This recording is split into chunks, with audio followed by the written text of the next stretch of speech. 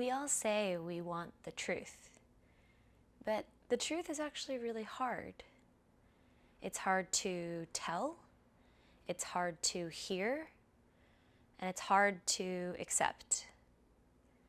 And when it's hard to hear, accept, hard to tell, hear, and accept, it's hard to sit in the discomfort that comes up, whether you are the one telling it or hearing it or needing to accept it. And all of us want to be told the truth. Our entire kind of societal narrative so often is talking about trying to figure out the truth. That truth, if we think about in the context of our own lives, the times where we've known that we should have told some truth or we told a half-truth, we understand why it's difficult.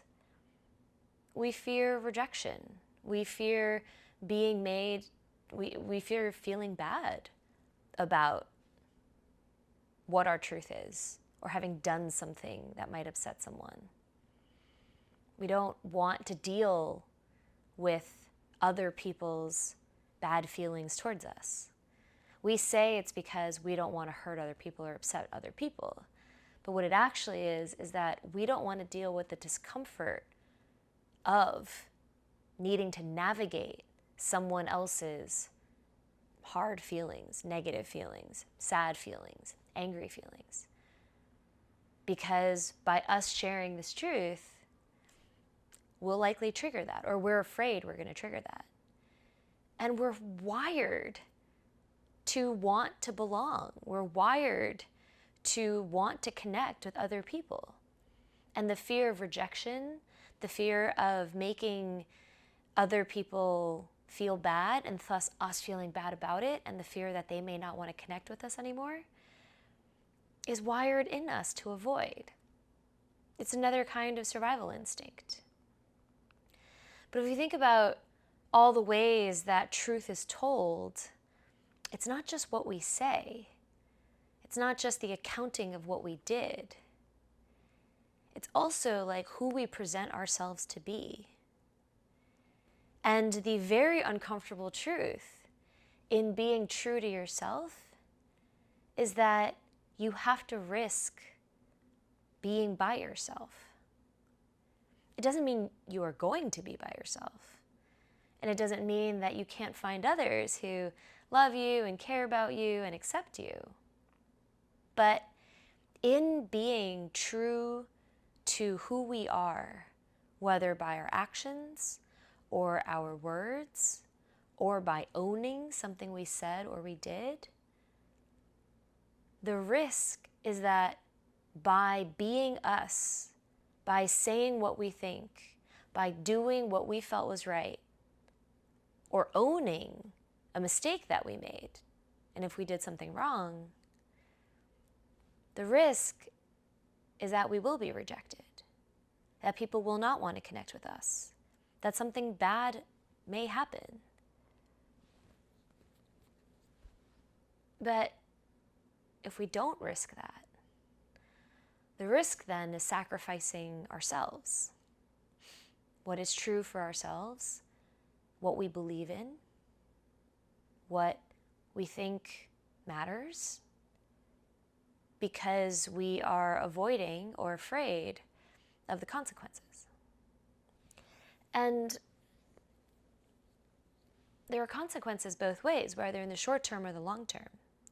Because if we avoid telling the truth in the short term, or being true to ourselves and showing up as our most honest, real, true self,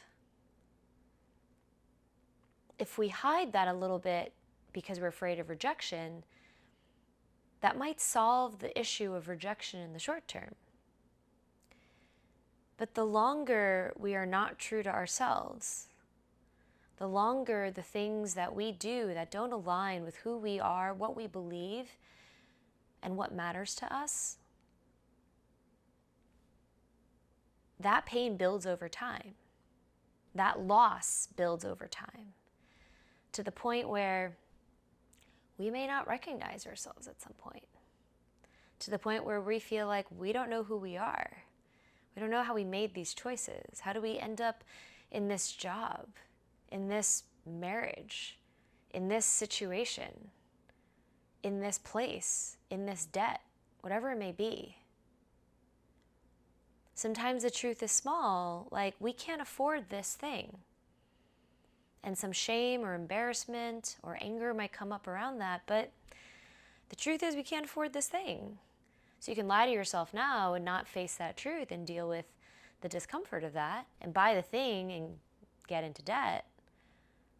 Or you can face the uncomfortable now and not get into debt. That's a tiny example. I have a job because people make choices early on in their life. And if they don't examine what changed for them to the point where then 10, 15, 20 years later, they're unhappy and they don't know why. They just know that wherever they are doesn't work and they don't know how to change it. They feel like they are masking, that they're hiding, that they're cutting off parts of themselves for different parts of their life, whether it's at work or with their family. But on the flip side, I don't want to discount how hard it is to be true to ourselves and how hard society makes it. I was just kicked out of my business group 2 weeks ago for asking questions and raising concerns about some major changes that they had made, to the point where it wasn't clear what the product was anymore, what we were buying. And I tried to get answers directly. I tried to get answers on our group calls, and there were no answers for over a month, almost 2 months after these big changes. And so I shared it publicly in our group, and within 30 minutes, I was kicked out. I was removed from the group and refunded my money, but no answers, no conversation, no acknowledgement. And the thing is, I knew that other people were feeling the same thing. People were sharing that in private with me, but no one was saying it publicly. And I was like, well, how are we going to get answers if we don't talk about this publicly? But for whatever reason, the leaders of our group didn't want to look at the truth that I was bringing up. It was uncomfortable. And I read my thing so many times over to make sure it was respectful. Other people read it. They were like, you're just raising concerns and asking questions. But it hit something that made them uncomfortable. And so it's easier to remove me because I'm the source of the discomfort. But the problem's still there. Other people are feeling it. And other people seeing that I was kicked out don't want to renew as a result. This happened to me throughout my corporate career. One time I was at ESPN. I had been there for maybe a year plus, and they had just totally shuffled our teams. They just moved everybody around, mainly kind of the more junior people and manager level, and they just shuffled everybody.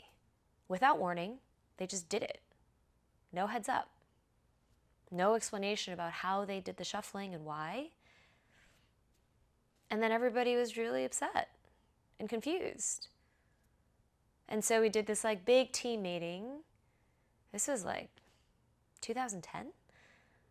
Did some big team meeting, and it was meant to be okay, everybody share, this is a time for us to share what's going on and talk through some of the challenges recently.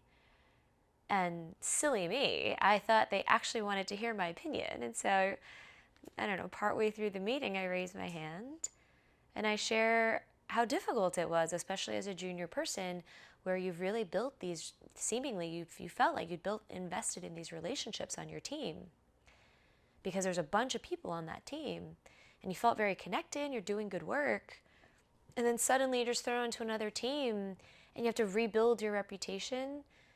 It affects your review. because suddenly you have a new manager who doesn't know your past work.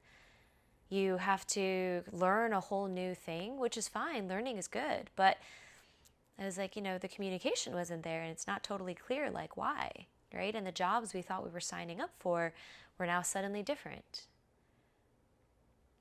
And it was fucking silence for like a minute. I don't know the exact time, but it felt so long. And then one of the senior directors like broke the silence, I think probably because he felt bad for me. But he did say like a nice thing, which is, like Pam raises a good point. We really didn't have clear communication about this. And we could have handled it better next time we know, like we have to be more transparent or something like that. He was great. But after that meeting, my boss, my direct manager, pulled me into his office and was like, don't ever fucking do that again. He was like, not just for me. He's like, but you just totally embarrassed yourself. You just called out the like head of our department. You raised concerns. And I'm like, wasn't that the point of the fucking meeting? Like, isn't that why we were there? And this is when I started to learn, I realized I was like, oh, right, nobody actually wants the truth here in corporate often, right? Like it's rare and you're lucky if you end up on a team with a manager who truly cares about the people and the work first, who prioritize truth because we're trying to get the best end result. We're trying to get to the best outcome, the best product, the best results we can. Naively, I thought that's what we were all there for, and we were there to kind of make everything better. But most systems, this is true of our families, our corporations, even in our social structures, right? Our governments, our rules and regulations. There are ways, quote, quote, like to be. There's the written rules and the unwritten rules. And even within my family, I was always like the odd one out. It's like, oh, she just does her own thing. She doesn't listen. She doesn't do what everybody, what people tell her to do. Like even within our families, it makes it really hard to be ourselves. Actually, often it becomes the hardest because from our families, we want the love and the care. It also becomes really hard to be ourselves at work because that's our livelihood. Like our survival depends on us being able to make that money. And so there's so many spaces and so many systems that value conformity, that value kind of keeping the peace. And maybe not complete conformity, but conformity enough to keep things comfortable, right? To make sure that no one looks bad and we're all kind of saving face for each other. And then we just talk shit behind closed doors. This is why gossip exists, right? We can't say it to each other's faces and we just talk around it. We talk around them in private.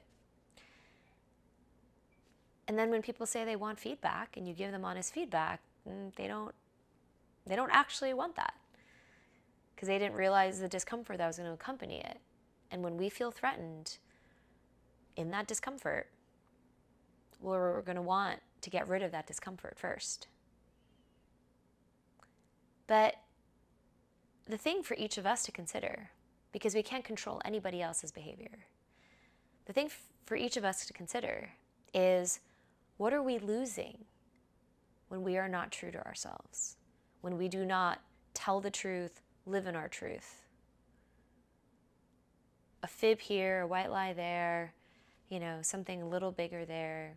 We feel like we can live with it, but it piles up. And we think we hide ourselves in our workplace, from our friends, from our families. We probably hide different things in each of those spaces. But then often, most people do not feel like there's any space where they can be truly themselves. And that's why so many people are like, I just rather be alone. When I'm alone, I can be the most honest, the most free. But being free to be yourself requires practice. We need the reps. It is a muscle. Just like the physical muscles we can see that we go to the gym for and we like how we look in the mirror. It's a lot harder to see yourself in the mirror and see whether you're being true to yourself. But after a few years of that, 10 years, 20 years, it becomes really fucking obvious. And again, that's why I have a job. Because people realize how far off they are from the truth of themselves. And the difficulty with building that muscle and getting in the reps is that you are guaranteed to be uncomfortable. You are guaranteed to be rejected. You are guaranteed to be disliked. And because each of those things, being disliked, being rejected, being blamed, being seen as the odd one out, that threatens our belonging. That threatens our sense of connection, of acceptance, that other people want us around. But what's the alternative? The alternative is to cut off parts of yourself, slowly, insidiously, in a way that we often don't notice until something really big happens. Whether it's depression, whether it's anxiety, whether it's a health scare, because that shit builds up in your body too. And there's no sugarcoating the fact that it sucks to be rejected, to feel like you don't belong, to feel like you're ostracized, to feel like you're going to be punished. Like, it really hurt when I was kicked out of that group. It really hurt to sit in the silence of my entire team and no one backing me up, even though I knew there were at least 15 people in that room who felt the same way I did, and we talked about it.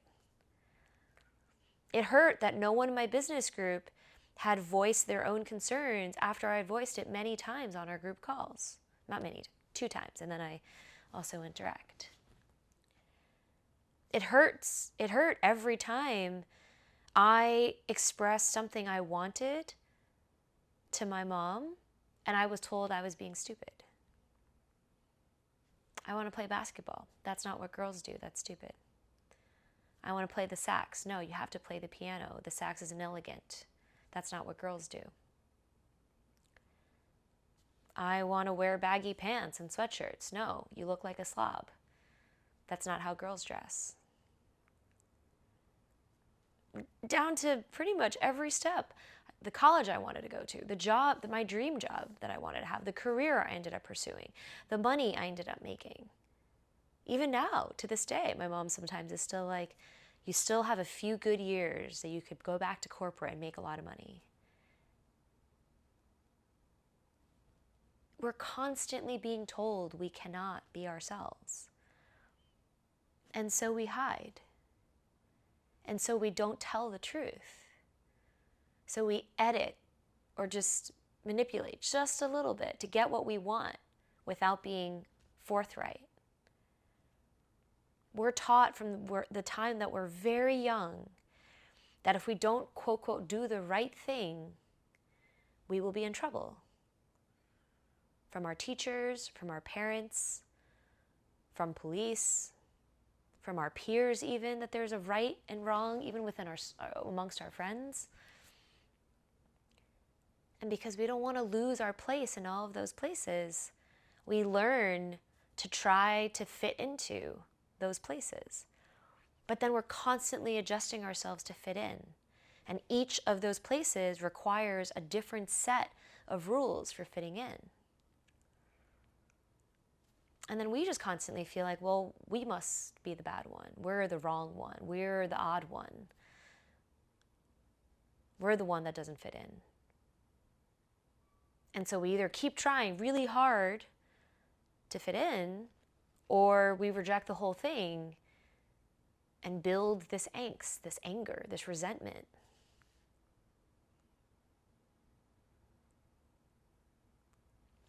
the alternative, not to say it's the only alternative, but the only alternative that lets you be you, the only alternative that is the most true to yourself, is the one where you're just kind of like, well, fuck it. I'm going to have to deal with the rejection in these places. I'm going to have to see who accepts me and who doesn't. I'm going to have to bear the brunt and the discomfort and the sadness and the anger and the pain of being told we don't want you here.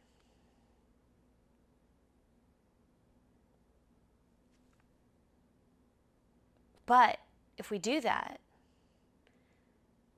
we allow for the possibility for the people who truly can see us, who want to see us, who want to know us as we are, who value the truth that we can bring as the people that we are, as the beliefs that we have, as the things that matter to us. That we might actually find our real people. The people who understand that even if you make a mistake, because we will fuck up, or we say the wrong thing, or we do something that hurts them unintentionally, that they will still want to accept us, that they will still want to know us, that they are brave enough as well to understand why we did what we did, because they know how hard it is to live true to themselves. They know how difficult it is. And if you find your people who know that, then they will give you the grace for your fuck-ups. Unless there's some serious fuck-up where we've deeply hurt other people. Then all we can do is try and make up for it, to apologize, to acknowledge there still may be a chance that they won't accept us. But that's the inherent risk of being human. We are not fighting off bears anymore, but we are trying to navigate a very difficult world where there's pain seemingly telecast into our phones every day. Broadcast, telecast, I don't know, both work. There's different kinds of pain for us to deal with now. There's different ways that we have to think about how we survive. But the reward on the other side, if we are true to ourselves and we live what is true and we stand up for what we believe in and we act in accordance to what matters to us and we define our own success and we chase what we love, no matter what criticism we receive, the reward on the other side is the full experience of being alive, is the full experience of you being true, you being able to own the truth, you being able to own your actions, complete self-ownership. Self-ownership isn't only around the hard physical things. I often find that self-ownership is talked about in the context of your health and your wellness and your fitness. But it's also in our responsibilities to ourselves, to how honest we are, to how true we are, to the life we want to live and the person we want to be. And yes, it's a fucking risk. And there 100% are consequences. But there are also consequences for not living true to ourselves. And those often take a lot longer to show. And because we're so oriented around the short term, we try and optimize for the short term, to not feel the pain of the short term. But then we're going to suffer the long-term consequences. I guarantee it.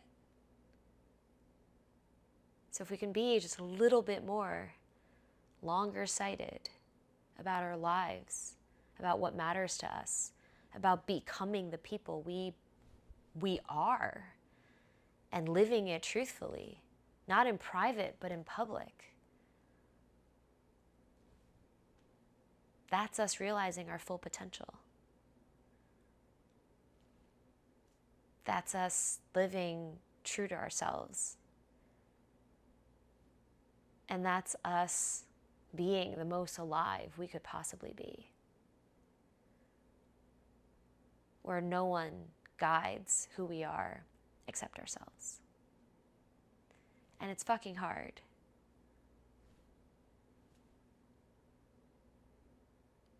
But I think it's totally worth it.